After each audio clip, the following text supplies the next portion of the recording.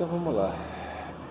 Que nem na semana passada, eu vou apresentar aqui o material que eu trouxe, e aí no final eu abro para as perguntas e para as discussões, senão eu me perco.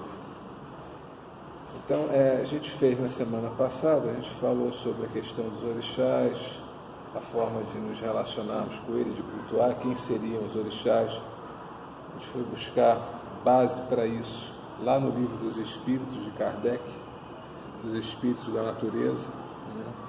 A gente viu que lá, antes mesmo de surgir a Umbanda, 50 anos antes, lá no livro dos Espíritos, eles já falavam dos Espíritos da Natureza, que nada mais são que os orixás, não só dos orixás, como também dos elementais, explicando como era essa relação, né, dos espíritos mais elevados e menos elevados.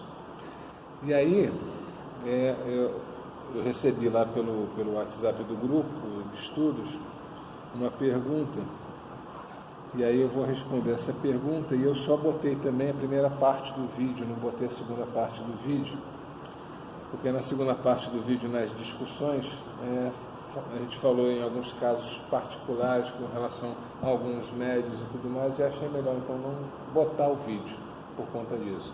A gente vai abordar hoje aquele assunto de uma outra forma, mais genérica, sem envolver pessoas, sem envolver nomes, principalmente por uma questão até de respeito às pessoas, né?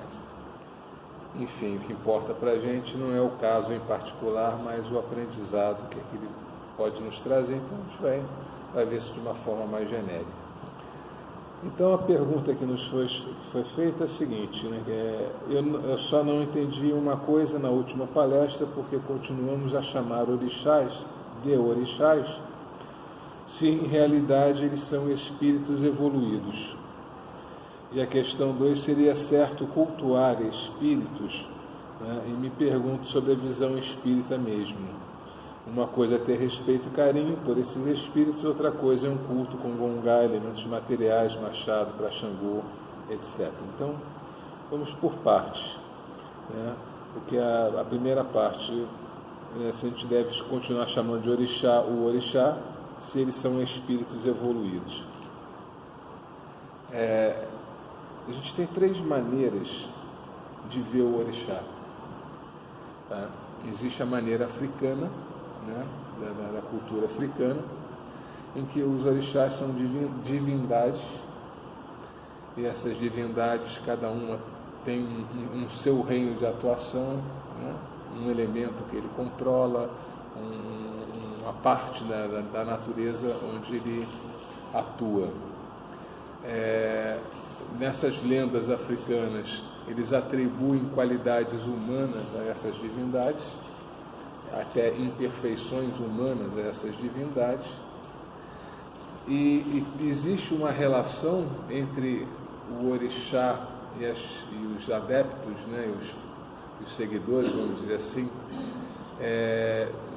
uma coisa que foge um pouco ao racional, né, porque eles acreditam na coisa do mágico, né? Eu vou pedir ao orixá e o orixá vai me dar, o orixá vai realizar aquilo para mim, né? Então, existe aquela coisa do mágico. E quando a gente tem essa coisa do mágico, o que acontece? É um mecanismo nosso, né? Que a gente tem dentro da nossa crença mesmo, né? Como pessoa, o nosso cérebro, ele funciona dessa forma. Ele precisa de alguma coisa que restabeleça o equilíbrio, de alguma coisa que restabeleça a harmonia. Então, por exemplo, eu vou segunda-feira me inscrever na academia, vou começar a fazer academia, e a gente nunca faz, né? Mas até chegar a segunda-feira, né, eu estou sob controle. Falo, não, segunda-feira eu vou me inscrever na academia, e aí aquela minha insatisfação com o meu peso, com o meu estado físico e tal, fica ali adormecido, porque eu, segunda-feira, vou entrar na academia. Aí quando chega a segunda-feira, você não entra não, na segunda-feira da semana que vem, e aí você fica jogando dessa forma. Essa é uma forma de se cultuar os orixás. Eu estou com um problema de saúde, eu estou desempregado, então eu vou chegar para o orixá, falar: Xangô, eu preciso de um emprego, né? Ogum, eu preciso, né, tirar aquela pessoa que está me atrapalhando do caminho, né? E transfere a responsabilidade para o orixá e fica aguardando, né, o resultado, a resposta, né? Existe o ritual, ele vai fazer o ritual todo que precisa ser feito e vai fazer isso e vai ficar aguardando a resposta. Essa é uma das formas de você se relacionar com os orixás. É uma entidade quase mágica, né? E a gente então vive nessa fora da fé raciocinada. A gente passa para aquela fé cega. A segunda forma é como na linha do Caboclo das Sete Encruzilhadas se entende, né? Na segunda, a linha do Caboclo das Sete Encruzilhadas, nós temos 7 linhas, 6 linhas que eles consideram linhas verticais, né? Que é Oxalá, Xangô, Oxóssi, Ogum, Inhansã e Iemanjá, são as linhas principais. Cada linha dessa tem um chefe, né? Então a linha de Oxalá é Jesus, a linha de Iemanjá é Nossa Senhora, a linha de Oxóssi é São João Batista, né? A linha de Xangô é São Jerônimo, a linha de Ogum é São Jorge, a linha de Inhansã Santa Bárbara, a linha de... acho que eu falei todas, né? Enfim, ela associa aos santos católicos. Então, você tem o chefe da linha e cada linha tem 21 orixás. Esses 21 orixás são espíritos que trabalham subordinados a esses santos, que seriam os chefes das linhas, e esses 21 orixás são espíritos que alguns vêm se relacionar conosco, como o Caboclo das Sete Encruzilhadas, como o Orixá Malé, né? Como outras entidades que desciam no terreiro, Ogum Megê, né? Era um orixá da linha de Ogum, né? E você tinha outros que não desciam, Santo Expedito, né? Enfim, cada linha tinha seus 21 orixás. E tinha a 7ª linha, que era a linha de santo, que era uma linha horizontal que interligava todas essas linhas. Então, ali você tem o Exu trabalhando, o Caboclo de Tronqueiro, o Preto Velho de Tronqueiro, aqueles espíritos que são egressos da magia negra e que estão chegando na Umbanda, eles vinham compondo essa linha, que era a linha de santo, a linha das almas, vamos dizer assim. Então, você tinha pretos velhos e caboclos dentro da linha de Iemanjá, pretos velhos e caboclos dentro da linha de Oxóssi, Exus dentro da linha de Oxóssi, Exus dentro da linha de Xangô. Então, essa linha interligava na base todas as outras 6 linhas. Quando a gente começa a entender que cada linha tem 21 orixás e essa linha tem um chefe que é um santo católico, né? A gente acaba, ou querendo ou não, importando um pouco da coisa do catolicismo, né? E como é que o católico se relaciona com os santos? Ele faz a promessa, o santo realiza, ele vai e paga a promessa. Então não é muito diferente da primeira forma de se ver, dentro da linha africana, a coisa do eu transfiro a responsabilidade para o orixá, eu transfiro a responsabilidade para o chefe da linha, para o santo, ou para os orixás, né, para o caboclo, para o Ogum Megê, ou para o santo expedito, o que for, né, e espero o resultado, né. E tem a terceira forma da gente encarar os orixás, a gente entender os orixás, que é a forma da fé raciocinada. Então, se a gente entende que os orixás, como diz lá no Livro dos Espíritos, na pergunta 536 a 540, que existem espíritos que regem os fenômenos da natureza, né? Os ventos, as chuvas, os terremotos, que esses espíritos são espíritos extremamente evoluídos, que já viveram encarnações materiais, provavelmente não no planeta Terra, em outros planetas, né? E que agora tenha a missão de coordenar esses fenômenos, porque esses fenômenos são necessários para ir harmonizando as energias do planeta, para que o planeta possa estar aqui apto a nos receber e servir de campo de provas para nós, né?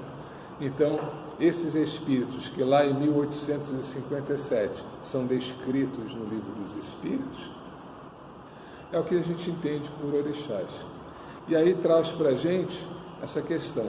São espíritos que um dia foram encarnados, um dia foram tão imperfeitos como nós somos, que já evoluíram muito, viveram muito, aprenderam muito, cresceram muito e hoje estão assumindo essa responsabilidade.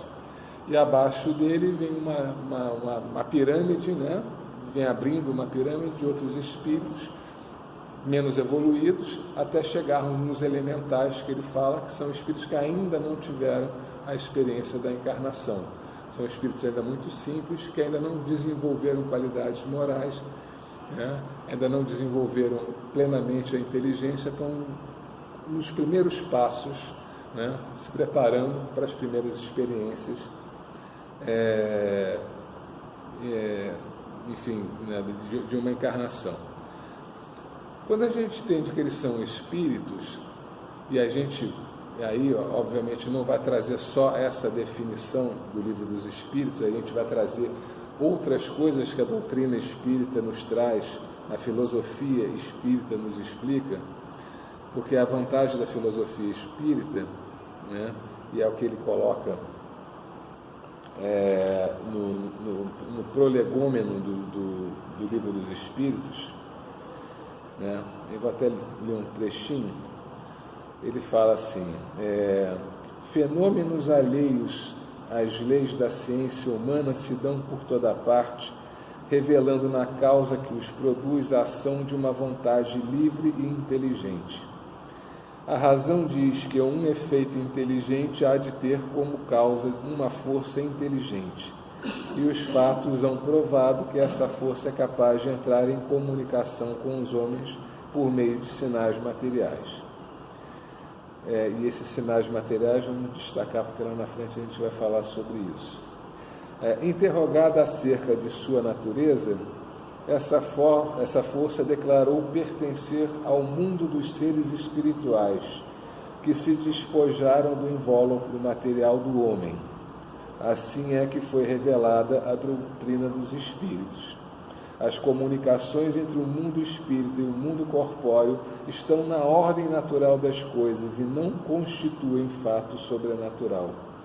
Tanto que tais comunicações se acham vestígios entre todos os povos e em todas as épocas. Hoje se generalizaram e tornaram patentes a todos. Os espíritos anunciam que chegaram os tempos marcados pela providência para uma manifestação universal e que, sendo eles os ministros de Deus e os agentes de sua vontade, têm por missão instruir e esclarecer os homens, abrindo uma nova era para a regeneração da humanidade. Este livro é o repositório de seus ensinos. Foi escrito por ordem e mediante ditado de espíritos superiores para estabelecer os fundamentos de uma filosofia racional, isenta dos preconceitos do espírito de sistema. Nada contém que não seja a expressão do pensamento deles e que não tenha sido por eles examinado. Só a ordem e a distribuição metódica das matérias, assim como as notas e a forma de algumas partes da redação, constituem obra daquele que recebeu a missão de os publicar. Ou seja, só a organização desse conhecimento é que foi de Kardec. O resto foram informações que os espíritos trouxeram, esclarecendo como funciona a relação desse mundo invisível com o nosso mundo visível. A importância desse mundo invisível na nossa vida e a importância do nosso mundo visível na nossa vida. O que acontece dizer com isso? A filosofia espírita, ela não é uma religião. A filosofia espírita é uma ciência e uma filosofia. a ciência, a filosofia explica a ciência, né? E a religião, ela chega como uma forma de, na aplicação da filosofia espírita, conhecendo a ciência espírita, conhecendo a necessidade da nossa modificação e transformação, então ela ganha essa terceira dimensão da religiosidade que vai nos levar a esse caminho de transformação. Mas, se nós pegarmos só a ciência e a filosofia para entendermos como funciona essa nossa relação com esse mundo invisível, porque nós somos espíritos, né? E mesmo sendo umbandistas, nós acreditamos em espíritos, nós damos passagem, incorporamos espíritos de caboclos, pretos velhos, exus, nós frequentamos as casas para ir conversar com esses espíritos incorporados, para recebermos essas orientações. E não é pelo fato deles serem umbandistas que eles estão livres da ciência e estão livres das leis que atuam sobre a matéria, das leis que existem no relacionamento do mundo invisível com o mundo visível, né? Então, quando nós conseguimos trazer para dentro da nossa religião, Umbanda, a ciência e a filosofia kardecista, nós temos uma forma muito mais racional e completa de nos relacionarmos dentro da nossa própria religião. Então, o fato de eu entender que o orixá é um espírito extremamente evoluído, só pelo fato de entendê-lo extremamente evoluído, muito maior do que eu, aí voltamos lá na pergunta, uma coisa é ter respeito e carinho por esses espíritos, a outra coisa é um culto com gongá. Então você cultua quem você ama e respeita. Você não vai cultuar um orixá que você não gosta, que você não respeita. Você vai cultuar quem você ama e respeita. A forma de você cultuar, se eu sou espírita kardecista, né, eu não vou ter um gongá na minha casa, porque eu sei que eu não preciso disso. Só que eu sou um bandista. Eu sou um bandista por quê? Porque eu preciso de elementos materiais para eu poder me conectar com aquilo que eu acredito. Então eu preciso da vela, eu preciso do copo d'água. Se não tiver a vela e o copo d'água, eu vou ter uma dificuldade muito grande de me concentrar, de conseguir elevar o meu pensamento, de conseguir dirigir o meu pensamento. Então, para esses espíritos que são muito elevados, eles querem de nós o nosso amor, né? Eles compreendem as nossas imperfeições, compreendem as nossas fraquezas, eles querem o nosso amor. Então, a forma como nós vamos entregar esse amor para ele, eu posso entregar através de uma oração, como um kardecista, eu posso entregar rezando uma missa, como um católico, eu posso entregar fazendo uma sessão de homenagem a um orixá, né? Cantando pontos, acendendo velas ou colocando frutos, porque eu preciso desses elementos, são os elementos que me ajudam a me ligar, né, ao orixá, a ver ali a presença do orixá fisicamente na minha frente. Sem aquilo ali, eu vou ter dificuldade, né? Então não há conflito, né, nenhum em nós buscarmos uma fé raciocinada, né, saindo daquela coisa da fantasia do mágico, trazendo para uma condição de realidade, onde o meu esforço é que vai trazer os resultados que eu preciso para a minha felicidade, a minha transformação é que vai trazer os resultados para a minha felicidade, e eu vou ter lá os orixás e esses espíritos elevados me orientando, me guiando e me fortalecendo. Então, no momento que eu tenho uma filosofia e uma ciência que respalda e explica os fenômenos que acontecem dentro da minha religião, eu acho que a gente tem uma possibilidade muito maior e muito mais firme de poder cultuar essa religião, de entender essa religião, de aproveitar o que essa religião tem de melhor para me dar. Porque aí eu não vou fazer uma promessa para o santo esperar que ele resolva o meu problema, eu vou pedir a ele que me dê força e sustentação para que eu possa resolver o meu problema. Tá? Então, o esclarecimento, o conhecimento que a gente busca, justamente associar a nossa religião, é para que a gente saia daquela questão, né, por exemplo, como você vê nas lendas, eu sempre cito isso, né, que o Xangô traiu Ogum, né, saiu com o Oxum e Ogum ficou... Né, são imperfeições humanas que nós vamos atribuindo à divindade como uma forma de rebaixar a divindade, para que a gente possa se aproximar delas, já que nós não conseguimos nos elevar até elas. Isso em todas as tribos, em todas as épocas, em todas as civilizações, desde as primitivas às mais evoluídas no Egito Antigo, Grécia, Roma, agia-se dessa forma. Pegavam-se divindades para explicar os fenômenos da natureza, e essas divindades davam a elas qualidades humanas para que elas se aproximassem de nós, e os ritos e os cultos que eram feitos eram com base em tentar agradar essas divindades para que nós pudéssemos ter boas colheitas, para que pudéssemos ter chuva, para que pudéssemos ter uma boa caça, né? Então, o que a gente fazia era aquela coisa da barganha, né? Isso em todas as épocas vem acontecendo. Então, a gente chama de orixá esses espíritos porque nós somos umbandistas, tá? Eu adoro a presença do Preto Velho, o banquinho do Preto Velho, a guia, a arruda dele ali, né? Eu não me vejo, né? Não vejo a minha religiosidade funcionando sem isso, tá? É uma necessidade minha, né? Precisa ter aquilo? Não precisa, porque para o judeu não precisa, para o protestante não precisa, para o católico não precisa, para o ateu não precisa.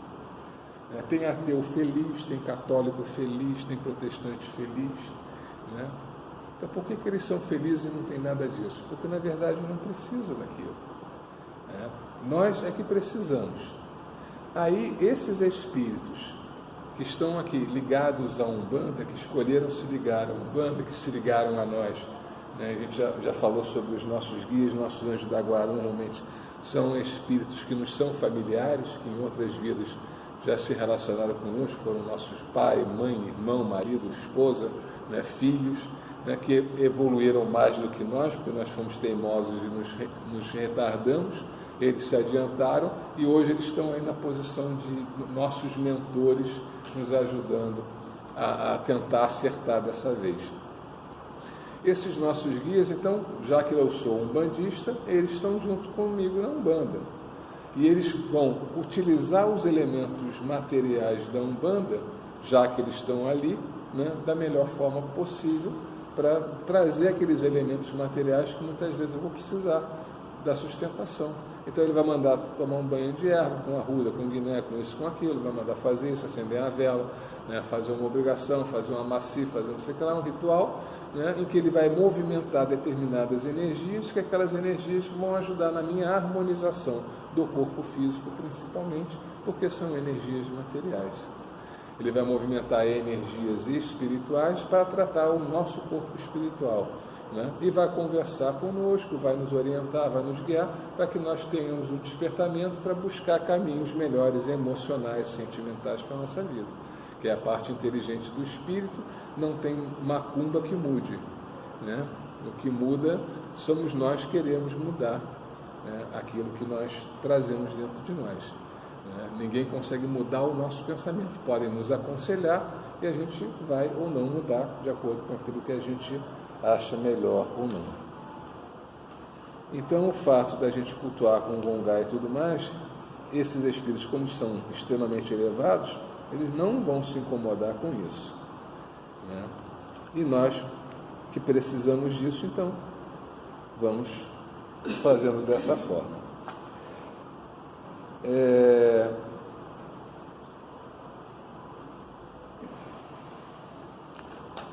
Aí uma segunda coisa que a gente conversou nesse dia também foi a questão da forma do trabalho, né? Porque como médiuns nós estamos servindo a espíritos, espíritos que nós entendemos são superiores a nós em conhecimento, são superiores a nós moralmente, são superiores a nós em todos os aspectos que a gente queira imaginar. Inclusive os Exus, malandros que estão trabalhando dentro da linha de Umbanda são comprometidos com a lei. Então eles com certeza têm valores morais, têm conhecimentos, técnicas, né, muito superiores ao que a gente possa imaginar. Muitos deles vêm egressos da magia negra, né, e a gente via naquele livro do Leal de Souza, que fala sobre a Tenda Nossa Senhora da Piedade, que fala do Orixá Malé. O Orixá Malé ele usava muitos elementos materiais, né, nos trabalhos de desmanche de magia negra, principalmente, e até de animais vivos, né? Tem no livro pelo menos duas passagens, uma que cita que é a utilização de pombos e a outra a utilização de um sapo, né? Mas vivos, de forma alguma esses animais eram molestados ou mortos. E aí vem a pergunta, né, por quê, né, do uso do elemento material num trabalho como esse? E a explicação que eles dão é até bastante simples e compreensível. O espírito que fez a magia negra é um espírito que acredita naqueles elementos materiais. Então, para fazer aquele trabalho, ele pediu a cachaça, a vela, o frango morto ou o que fosse, né, aqueles elementos materiais, para que, manipulando aquelas energias, pudesse, então, atingir o efeito que ele queria contra aquela determinada pessoa, para que ele foi contratado para fazer mal. E aí, como atuava essa linha branca de Umbanda nessa época? Eles chegavam para esses espíritos, né, e falavam assim: olha só, eu preciso que você desmanche esse trabalho, né, porque esse filho está sob a nossa proteção, né? E aí é aquilo que eu sempre falo, né? O mal ele é limitado em si mesmo, o bem ele é ilimitado, porque um espírito que é mau, se ele for pedir ajuda a um espírito que é pior do que ele, está arriscado ele acabar sendo escravizado por aquele espírito que é pior do que ele, né? Enquanto que um espírito bom que está ali envolvido em querer ajudar, se ele não dá conta do serviço, ele vai numa esfera acima buscar ajuda, e se não for suficiente, tem outra acima, e outra acima, outra acima. Então, para cima, infinitas possibilidades. Então, o mal é extremamente limitado em si mesmo, na possibilidade, na capacidade que aquele espírito tem de atuar, enquanto que o bem é totalmente ilimitado. Então, quando eles chegavam, né, falavam: olha só, preciso que você desmanche esse trabalho, porque esse filho está sob a nossa proteção, mas a gente quer fazer isso de forma amistosa e tranquila, né? Então a pergunta que eu te faço é: o que você quer para desfazer? E aí ele peça que eu quero uma garrafa de cachaça, quero isso, né? Era feito aquele trabalho, a coisa era desmanchada. Mas não é porque precisava daquele elemento, é porque aquele espírito que fez e que vai desfazer precisa receber a paga para fazer isso. Então o elemento material entrava dessa forma. Se fosse uma questão de saúde, se fosse uma outra questão, ele ia pedir uma vela, um copo d'água muitas vezes e só, para movimentar um outro tipo de energia, para que você tenha ali um ponto de concentração da tua atenção durante a tua oração. Então é um outro tipo de elemento material que você está colocando, uma coisa mais simples, né? Na forma de a gente nos relacionarmos com as entidades, é a mesma forma que a gente se relaciona entre nós. Se a gente está dentro de um grupo, chega uma pessoa nova que a gente não conhece, a gente pode até ser simpático e tal, e tudo, mas a gente está sempre com o pé um pouco atrás para ver quem é aquela pessoa, né? Quais são as intenções, né? Se o que ele fala está de acordo com o que a gente acredita, com o que a gente entende, né, para ver se existem pontos de afinidades ou pontos de conflito, e conforme você vai conhecendo a pessoa, você vai estabelecendo ali um vínculo maior de confiança, né, de compreensão, de respeito e tal, vira uma amizade. Mas para que isso aconteça demanda um tempo. E às vezes você vai viver com aquela pessoa 1 ano, 5 anos, 10 anos, 20 anos, e chega um determinado momento aquela pessoa te surpreende de uma forma completamente negativa, né? Porque teve uma ação que você nunca, uma coisa que você não tinha percebido naquela pessoa. A mesma coisa é a nossa relação com as nossas entidades, né? Nós estamos dentro de um terreiro, nós estamos sob a proteção de uma corrente espiritual, e nós estamos aqui para nos relacionarmos com espíritos que estejam ligados à corrente da casa, consequentemente espíritos que são melhores do que nós. Só que nós oscilamos muito nas nossas energias, nós oscilamos muito nos nossos sentimentos, nós oscilamos muito nos nossos pensamentos, e nós estamos 100% vigilantes todo o tempo. Então, muitas vezes nós abrimos portas para que outros espíritos se aproximem, e esses espíritos, muitas vezes, eles chegam como mistificadores. Eu sou um caboclo e não sou, eu sou um preto velho e não sou. Então, a gente tem que ir desenvolvendo a nossa percepção e, aos poucos, tentar conhecer essas entidades, né? E ir tentando, censurando mesmo o que está sendo feito, falado, né? Para que a gente tenha certeza de quem está ali falando através de mim, né? Porque esses espíritos, né, principalmente nós temos processos obsessivos, então os obsessores muitas vezes eles vêm mistificando. Para quê? Para ganhar a nossa confiança, e depois que ganhar a nossa confiança, puxar o tapete, né? Quem leu Aconteceu na Casa Espírita tem um caso lá interessantíssimo, né, da médium que era uma passista muito conhecida, muito procurada, né, porque os passes eram maravilhosos, e isso foi mexendo com a vaidade dela.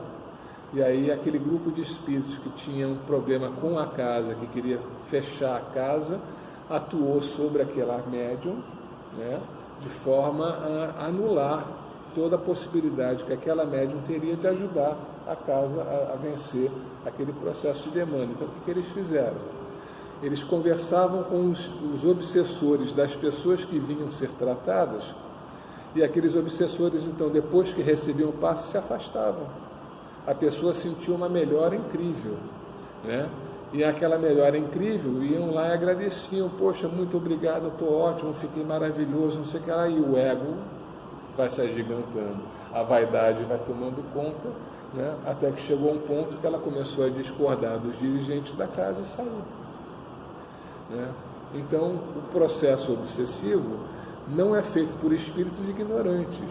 Muitas vezes eles são muito mais preparados do que nós, né? Tem conhecimento muito maior do que o nosso, e tem uma vantagem imensa que nós não temos: eles conseguem ler os nossos pensamentos e os nossos sentimentos.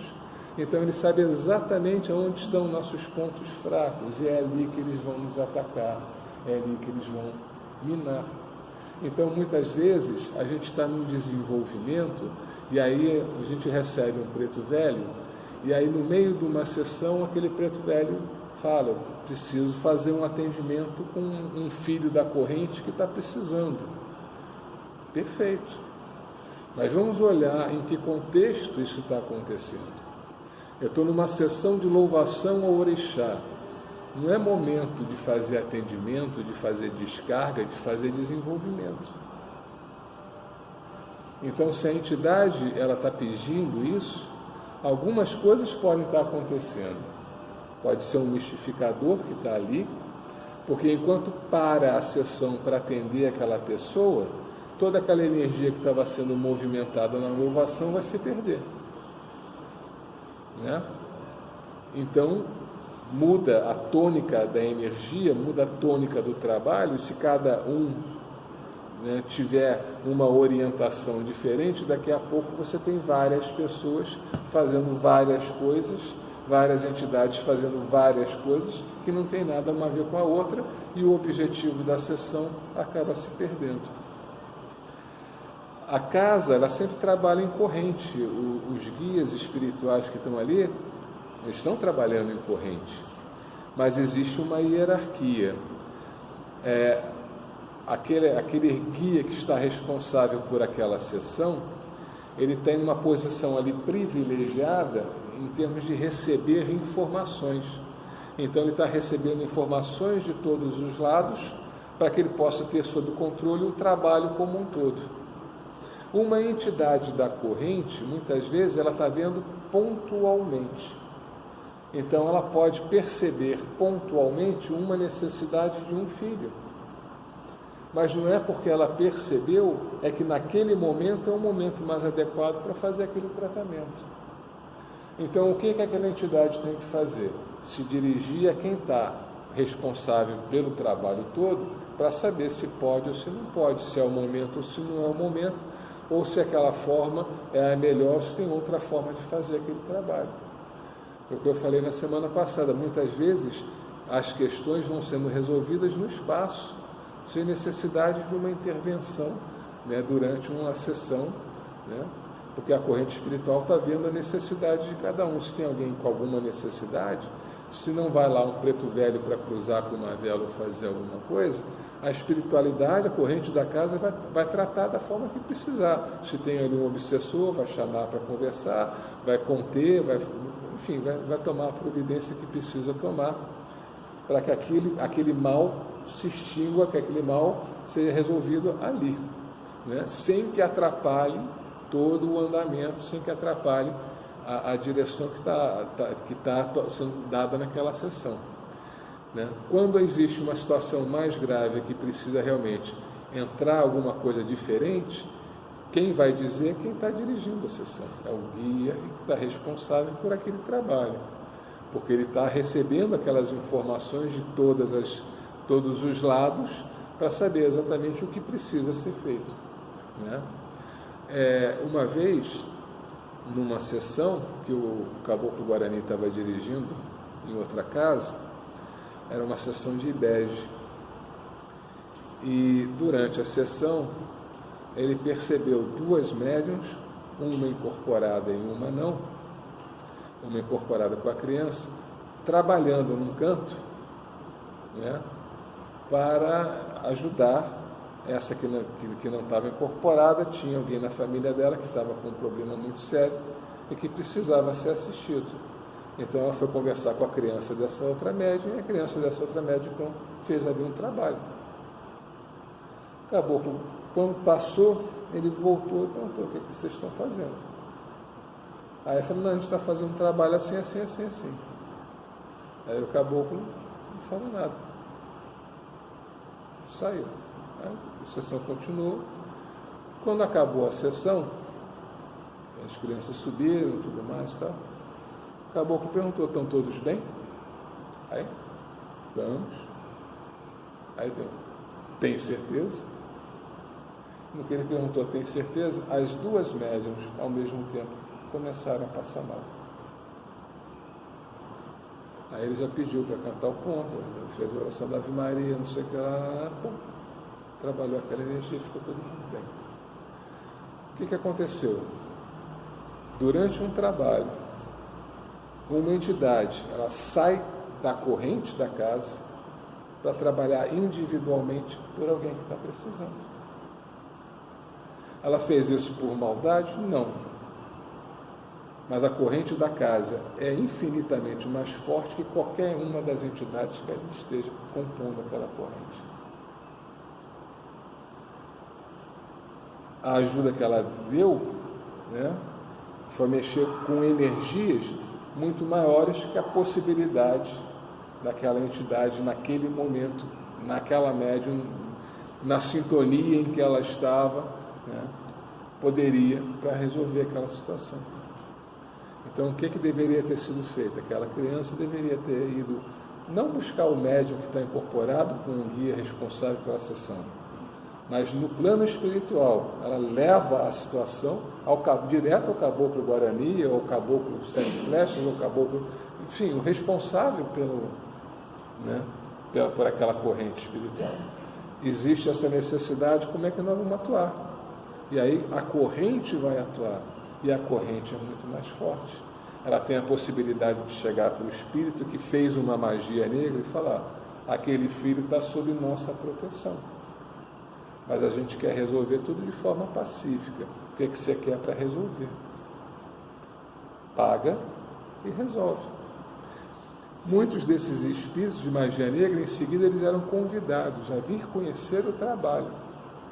E aí eles se integravam às linhas de Umbanda. Eram os pretos velhos de Tronqueira, eram os caboclos de Tronqueira, que chegavam egressos da magia negra e que começavam, então, o seu desenvolvimento dentro de uma lei de Umbanda. Na tenda de Xangô, onde eu comecei, tinha a história de um preto velho, em que um consulente chegou e pediu: estou sendo injustiçado, estão fazendo isso, estão fazendo aquilo, tal, não sei o que lá. E o preto velho, com pena, ajudou, fez lá um trabalho para ajudar, para resolver a situação, e realmente melhorou a situação do cara e tudo mais e tal. Só que o cara estava mentindo. Na verdade, as pessoas que ele dizia estavam injustiçando a ele, na verdade não estavam cobrando coisas que eram injustas de coisas que ele tinha feito errado. Aí o que aconteceu? Aquele preto velho, depois ele voltou só uma vez no terreiro. Voltou e explicou: aconteceu isso assim, assim, assim, assim, assim, e por conta disso eu não posso mais vir aqui.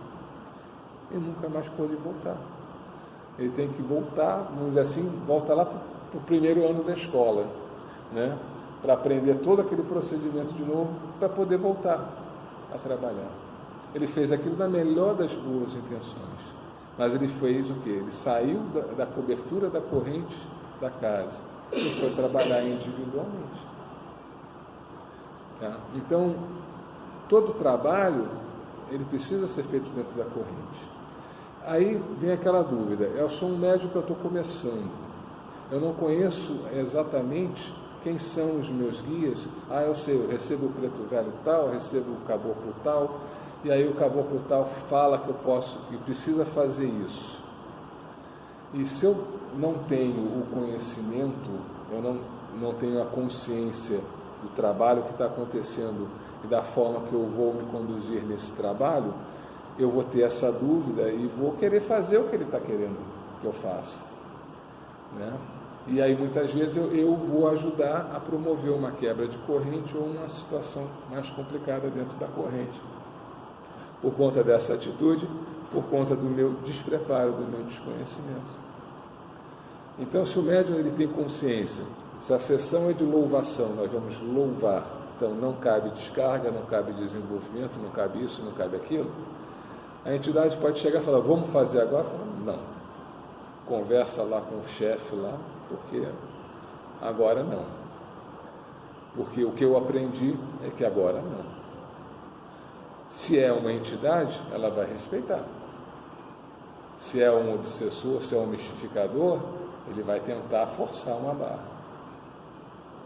E aí você vai começar a pensar: opa, peraí. Porque a entidade, o guia, ele é melhor do que nós.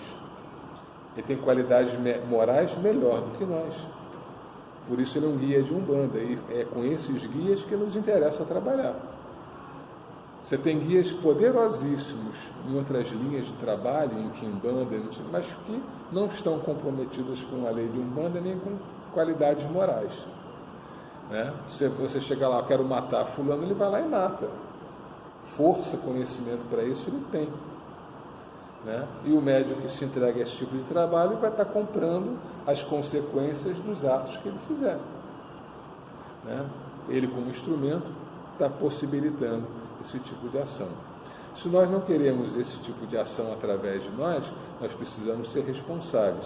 E aí Kardec nos diz, os espíritos nos dizem: é melhor você negar 10 verdades do que aceitar uma única mentira.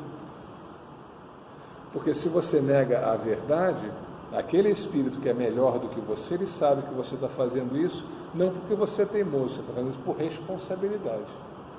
Porque você está sendo responsável. Eu não tenho como aferir, eu não estou vendo o espírito, não sei realmente qual é a intenção dele, eu sei que o trabalho agora é esse, e não pode ter um outro trabalho diferente acontecendo agora. Então, o que eu vou fazer? Eu vou evitar que aquela manifestação aconteça. No que eu estou fazendo isso, eu estou sendo responsável. Se ali deveria acontecer alguma coisa, aquilo vai ser explicado no momento certo, na hora certa, da forma certa. E aí vai vir um aprendizado a partir dali. Tá? Mas o aprendizado que vai vir em cima de um evento em que você evitou que talvez um mal acontecesse. O que é muito melhor do que você ter um aprendizado em cima de um mal que você contribuiu para que acontecesse. Essa é a diferença. Então, a responsabilidade está aí. Ah, poxa, mas como é que eu vou ter certeza, né, de que o que a entidade está pedindo, o momento que ela está pedindo, né, como é que eu vou ter essa certeza? Principalmente para o médium que é consciente, né, muito consciente. Como é que eu vou ter essa certeza? Com o tempo. Ganhando a confiança da entidade, aprendendo a conhecer a entidade, aprendendo a se conhecer. Porque muitas vezes não é a entidade, muitas vezes é uma manifestação anímica nossa. Que a gente acha que a entidade bota na conta da entidade, somos nós, animicamente, nos manifestando. A gente só vai aprender a lidar com isso com o tempo. Estou 5 anos dentro de um terreiro e ainda não evoluí. Estou há 10 anos dentro de um terreiro e não evoluí. Eu estou há 40 e ainda tenho dúvidas. Então eu vou ter dúvidas sempre. É claro que hoje eu tenho muito menos dúvidas do que eu tinha 40 anos atrás. Cada dia é um aprendizado. Cada dia vai nos levando a conhecer cada vez mais as nossas entidades. Conhecer cada vez mais essa forma de relação com as entidades. E quando a gente consegue associar uma filosofia, a gente consegue associar uma ciência que explica esses fenômenos e como a gente pode trabalhar esses fenômenos, a gente entende o que é sintonia, então eu sei que eu posso cortar uma sintonia que esteja negativa, eu estou me sentindo mal porque tem uma carga negativa aqui comigo. Eu posso cortar essa sintonia, tem mecanismos para isso. Né? Eu não preciso botar na conta do orixá, leva embora. Não, eu que tenho que mandar embora. Não adianta eu mandar na conta do orixá, o orixá leva embora. Não levou ainda. Não levou ainda. Não levou ainda. O que você está fazendo? Você está ancorando aquela energia. Você está mantendo a sintonia. Né? Então, o desenvolvimento é a vida toda. O aprendizado é a vida toda. A necessidade de responsabilidade nós temos que ter. A busca da conscientização do conhecimento nós temos que fazer, para que a gente sempre tenha a possibilidade de servir aos espíritos que nos interessam e evitar o que a gente às vezes vê dentro da consulta. Né? Que eu fui lá em uma casa para conhecer a casa, e aí numa corrente, né, feita com médios em desenvolvimento e médios prontos, uma média em desenvolvimento manifestada com um caboclo, me falou um monte de coisa que não tinha menor sentido, não tinha pé nem cabeça. Né? Porque ali é um médium que se colocou na frente da entidade, ou um obsessor, um mistificador, né? Se aproveitando do canal do médium, que está empolgado porque está recebendo um caboclo, porque quando o caboclo vem, eu sinto a presença do caboclo, né? O caboclo vem forte, né? Quanto mais denso o espírito, mais forte a incorporação. Né? Então, porque vem forte, não quer dizer que ele é forte, quer dizer que a vibração dele muitas vezes é uma vibração densa. Por isso que eu sinto ele tão presente, porque é fácil para ele incorporar, né? É fácil para ele chegar.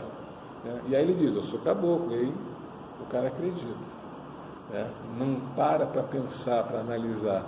É a mesma coisa que você está numa balada, chega alguém, né, muito simpático, muito amigo, você se abre para aquela pessoa, né, e o que aquilo vai dar depois? Né? Quais são as consequências daquilo? Né? Então, a mesma regra que a gente usa na nossa vida para nos resguardarmos de situações complicadas, mais ainda nós temos que trazer para nosso desenvolvimento mediúnico porque nós não estamos muitas vezes vendo os espíritos. Você vê Chico Xavier que via os espíritos como a gente se vê aqui, né? Emmanuel, o que Emmanuel falou para ele? Se em algum momento eu divergir dos conhecimentos do Evangelho, fique com o Evangelho. O que ele está dizendo? Que apesar de você estar me vendo, pode ser uma mistificação.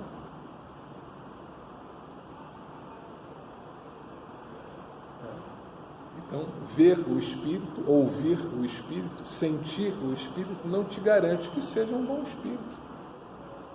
Se ele quer puxar teu tapete lá na frente, ele tem que ganhar a tua confiança. Ele vai ganhar a tua confiança como? Sendo amigo, né? Adivinhando coisas, né? Dando o passo e a pessoa ficando milagrosamente curada, né? Por quê? Porque ele conversou com o obsessor da pessoa e falou: se afasta aqui uma semaninha, né? Legal.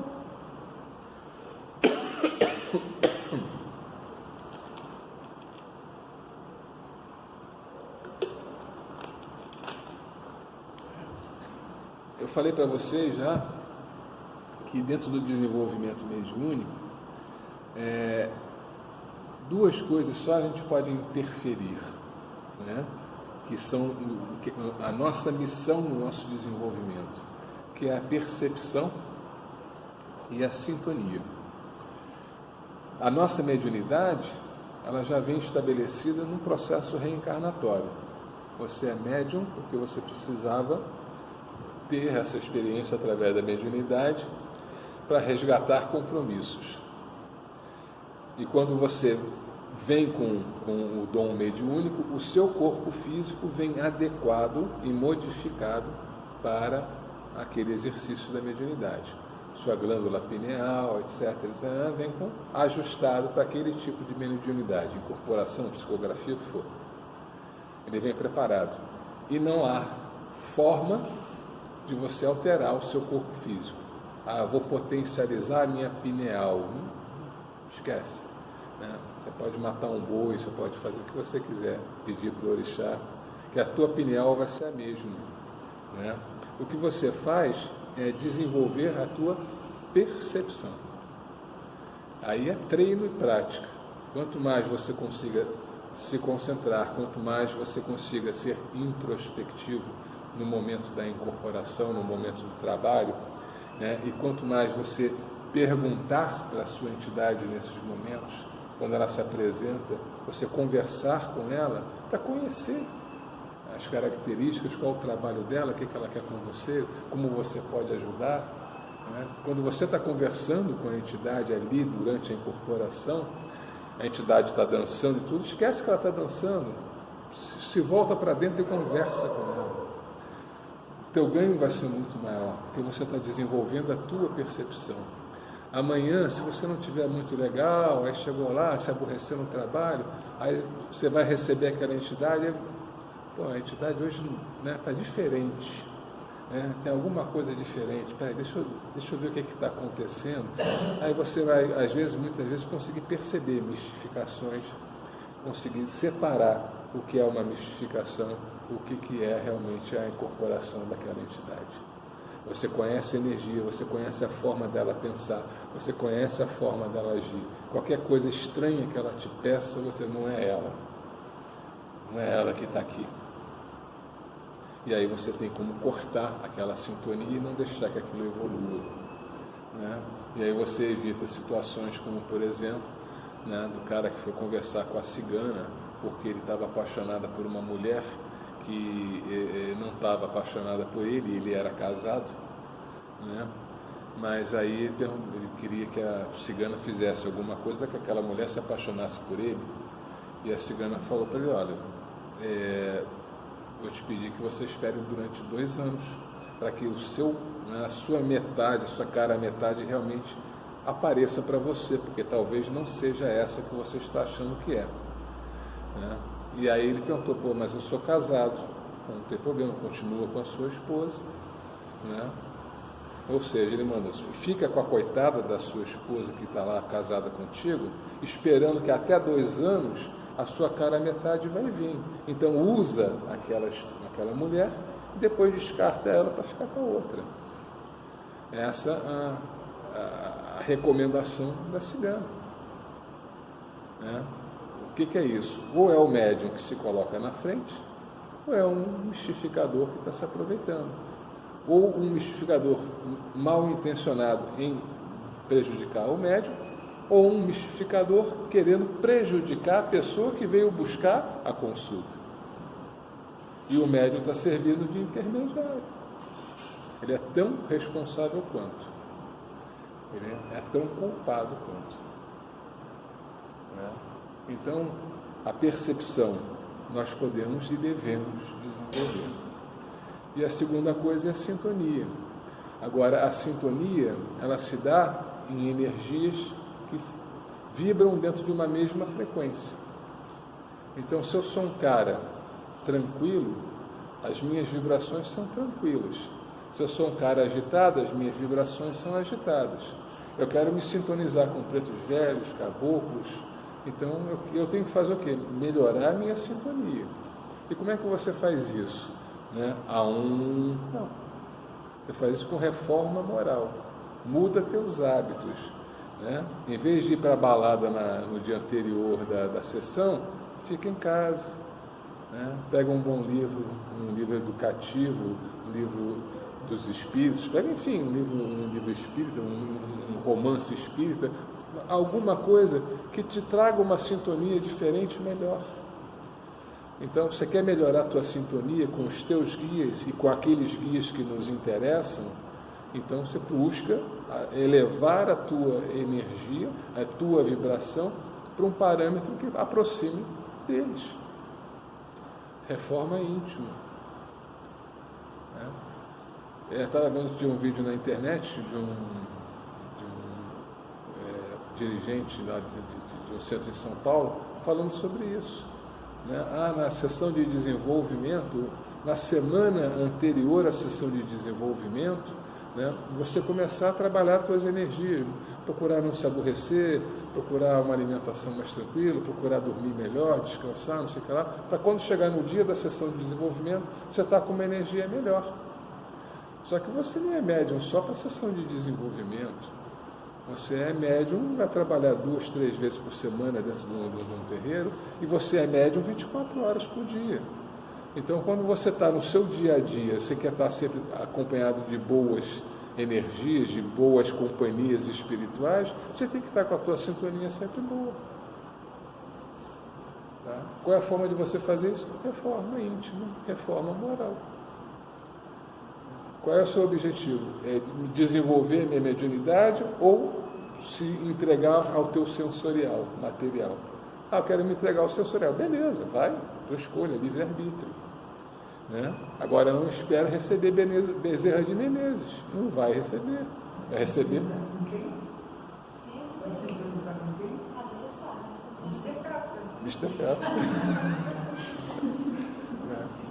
Exatamente. Então, é aquilo que a gente vinha falando. Então, dúvidas a gente sempre vai ter. Mas, veja bem, da mesma forma que os espíritos, que para nós são mais elevados, mas que pretos velhos e caboclos, mas que com certeza acima deles tem outros espíritos mais elevados ainda, né? Esses espíritos, quando eles fazem alguma coisa, não vou dizer errada, mas alguma coisa fora do contexto do que deveria ser feito, aqueles espíritos que estão mais acima e que são responsáveis pelo trabalho vão chamar aqueles espíritos para conversar. Você não deveria ter feito dessa forma, assim, assim, assim, assim, assim. Quando ele faz isso, ele chama a atenção daquele outro espírito. Esse outro espírito, que para nós é um espírito muito mais elevado do que nós, ele fica agradecido. Porque ele compreende que ele foi chamado a atenção com o objetivo não de humilhá-lo, mas de mostrar que ele havia cometido um erro para que ele possa se melhorar e da próxima vez não cometer. Então ele fica agradecido. Mas aí você vai e chama a atenção do médium no terreiro. Você não pode fazer isso assim, assim, assim, assim. Aí a vaidade e o orgulho se dói. Ele chamou minha atenção, não pode chamar a minha atenção. Pode. A obrigação dele é te trazer conscientização, é te instruir, fazer com que você tenha uma experiência, um desenvolvimento mediúnico, onde você possa vivenciar melhor aquela experiência. Ele está na função dele. Ah, mas ele extrapolou. Ele é um ser humano e também erra. Se ele extrapolou, você tem todo o direito de chegar. Você não deveria ter falado comigo dessa forma, assim, assim, assim, assim. E se não houver um entendimento, bem, você pega a sua matura e vai para um lugar onde você se sinta mais acolhido, onde você se sinta mais, vamos dizer assim, prestigiado. Né? Não sei se seria o termo. Só que quando você faz isso, você muitas vezes está esquecendo que o seu compromisso não é com aquele cara. O seu compromisso é com a casa. O seu compromisso é com a corrente espiritual da casa, com os guias que trabalham ali. Então, muitas vezes é melhor, vou fingir que não aconteceu nada, vou relevar isso, né? Deixo na conta do cara, a imperfeição do cara, é o melhor que o cara pode me dar hoje. Perdoa, foi o que a gente conversou hoje na palestra, né? Sobre o perdão. Perdoa, que é para não carregar aquela energia, ficar carregando aquela bagagem à toa, né? E continua a desenvolver o teu trabalho junto da espiritualidade da casa, que o teu compromisso é com eles.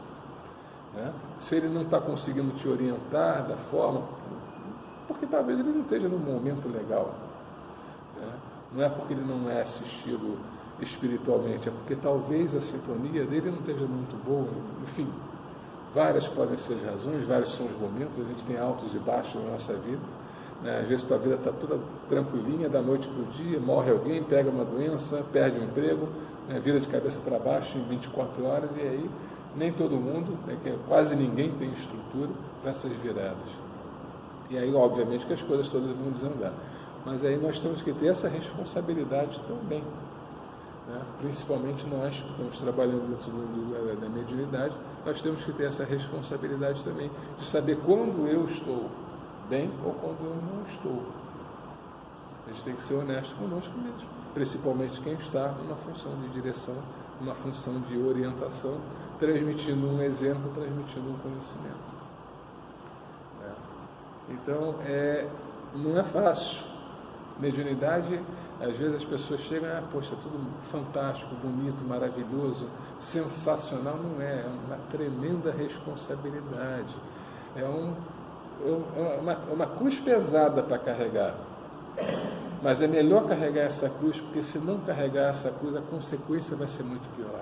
E aí tem Emmanuel lá no livro Consolador que fala, eu não estou com o texto aqui, mas ele fala que o médium é aquele que fracassou desastradamente em oportunidades anteriores, né? E que a custa, né, desse sacrifício é que ele vai resgatar isso. Então, se a gente não usa a mediunidade, que é uma ferramenta que nos foi dada para nos ajudar a resgatar isso, o que a gente está fazendo é adiando esse resgate. Só que a conta vai chegar. Né? Então, se agora está difícil, espera a próxima encarnação para tu ver. Né? Ou os próximos anos, que às vezes é na mesma encarnação que a coisa vai desandar em desequilíbrios, em desarmonias, enfim. A pessoa às vezes está com a vida virada do cabeça para baixo e não tem quem consiga consertar, porque a pessoa está tão transtornada, tão tomada, que não tem o que fazer. Só na próxima é que vai ter uma outra oportunidade. Então, com base naquilo que a gente tinha conversado na semana passada, as dúvidas que a gente tinha falado na semana passada, é que eu queria trazer isso. Eu fiz um roteiro, não segui o roteiro, falei um monte de coisas, falei pra caramba. Se tiverem perguntas, dúvidas e tal, tá na hora. Diga. Em relação aos espíritos encantados, né? A gente estuda muito na espírita que a encarnação, na verdade, é um dos melhores meios de sala principal de se alcançar a evolução espiritual no estágio que a gente está lá nesse momento. Mas a gente consegue observar, até mesmo no meio da Umbanda, não só os elementais, mas outros espíritos que são chamados de espíritos encantados. Você tem Exus que são encantados, você tem caboclos que são encantados, você tem a grande maioria das crianças que são são espíritos encantados. Nesse caso, o espírito ele vai evoluir de alguma forma, que não é pelo meio encarnatório. Existem, então, outras maneiras de evolução neste planeta, a não ser pelo meio encarnatório? Veja bem, a evolução ela não se dá através da encarnação. Sim. O espírito ele evolui muito mais no mundo espiritual do que no mundo terreno, durante as encarnações. As encarnações elas nos ajudam a termos determinados tipos de experiências em que nós vamos aprimorando qualidades morais, principalmente. Só que a gente vai aprimorando qualidades morais aos poucos, né? Então, cada uma encarnação sua, existe ali um planejamento que é feito para que você seja apresentado a determinadas situações que vão te levar a determinadas escolhas, onde você vai aprendendo a aprimorar essas suas qualidades morais. Os elementais são espíritos que ainda não tiveram a oportunidade da encarnação. Eles ainda estão ensaiando no aprendizado das qualidades morais, eles estão ensaiando ainda no desenvolvimento da inteligência. E segundo, aí a gente já entra naquela coisa da lenda, né? Os encantados são, os elementais, eles são espíritos muito simples, muito puros, e que veneram a nós, seres humanos, como divindades, porque eles nos veem como deuses. E aí, se a gente pede alguma coisa para eles, eles vão tentar nos atender, independente se aquilo é para o bem ou para o mal, porque ele não compreende o que é bem ou mal, porque ele não tem qualidades morais para distinguir isso. Então, se você pede para fazer bem, ele faz bem; se você pede para fazer mal, ele faz mal. O que o Kardec coloca naquelas questões de 536 a 540, recomendo que vocês leiam depois, é que esses espíritos muito simples, eles estão ali para servir aos espíritos da natureza mais evoluídos. Então existem atividades que precisam ser desenvolvidas, e esses espíritos mais evoluídos então vão determinando como isso vai se dar, e aqueles em camadas mais inferiores vão agindo. Quanto mais inferior, maior a ação material que aquele espírito pode promover. Então esses elementais são espíritos que agem materialmente nas energias materiais do planeta, promovendo isso, mas subordinados a espíritos mais inteligentes. Eles não estão aqui para nos servir, eles estão aqui para servir, vamos dizer, aos que nós chamamos de orixás e aos falangeiros desses orixás, né? Trazendo isso para uma linguagem da nossa religião. Eles estão aqui para servir aos espíritos da natureza, que são espíritos evoluídos e que conhecem o porquê que cada movimento de energia vai ser feito para que se restabeleça a harmonia no planeta, tá? Os encantados, eu te confesso que eu não conheço muito a história dos encantados, mas eu entendo que seja mais ou menos alguma coisa, alguma lenda desse tipo, né? Pois é, será que realmente não tiveram? Quem foi que trouxe esse conhecimento? Quem foi que trouxe? Eu já tenho uma outra visão, porque geralmente na Jurema e em outros lugares eles trabalham com os encantados. Sim. Mas assim, acontece que algumas entidades que trabalham num centro de Jurema, alguma coisa assim do tipo, é a mesma entidade que trabalha no centro de Umbanda. Então, Só que no centro de Jurema ele é chamado de encantado. Exatamente. No centro de Umbanda é guia. Então eu não tenho essa visão de um encantado ser um espírito que não passou pela vivência humana, porque o contato que a gente tem com os nossos guias, né? Sim. Enfim, que possam vir a trabalhar em outras religiões, é totalmente diferente, porque eles passam para a gente que eles passaram por vivências humanas, né? Sim. E aí eles morrem, eles se encantam. Exatamente. Isso é tradição indígena. Isso. Sim. Você tem vários personagens de lendas indígenas que elas não morrem, elas se encantam e se transformam no elemento da natureza. Sim. Aí o que acontece? São informações, são conhecimentos que vem de uma origem incerta. Por isso que eu vou sempre para Kardec, porque Kardec é um conhecimento, vamos dizer assim, que está testado, comprovado, carimbado, né? Dentro da lei da Umbanda, você tem diversos livros, diversos autores e muita divergência entre eles, né? Eu até estava tentando lembrar, nas aulas passadas, que além do Sarraceni, né? Da Mata e Silva, tinha um outro que eu não estava conseguindo lembrar, que é o Pai Rivas, né? O Pai Rivas, ele tem livros e mais livros de Umbanda, né? Com as teorias, né? Eu não vou dizer deles, da forma que ele aprendeu, da forma que orientaram a ele, né? Mas que muitas vezes vai divergir do próprio Sarraceni, vai divergir do da Mata, que vai divergir da forma como a gente trabalha aqui. Então a Umbanda é muito universalista, cada casa de Umbanda tem uma forma, né, de ver. Quando a gente vai nessa questão dos elementais, o Livro dos Espíritos foi escrito em 1857, a Umbanda começou em 1908, né, 51 anos depois, né? Então lá já falava nesses espíritos da natureza e falava nessa hierarquia, vamos dizer assim, né, desses espíritos que são bem primitivos, né, que ainda não tiveram a vivência da encarnação, né, e seriam os chefes, vamos dizer, dentro daquela linha de trabalho, dentro daquela energia que precisa ser manipulada, ou do vento, ou da água, da terra e tal. Então, eu posso referenciar o orixá como aquela figura mágica. Eu posso pegar um elemento que para mim seja mais palpável e que para mim, eu sou um cara muito cartesiano nesse aspecto, em tudo na minha vida, então, para mim, me traz uma certa tranquilidade eu conhecer que aquilo ali é cientificamente provado. Aquilo ali, dentro da filosofia, é explicado. E aí eu vou pegar isso e vou trazer para a minha religião. Aí eu vou acender a vela com o maior prazer para Xangô, sabendo que Xangô é um espírito muito mais elevado que eu. É isso que me interessa, porque a orientação que vier dele para mim, eu sei que vai ser por amor e vai ser boa, né?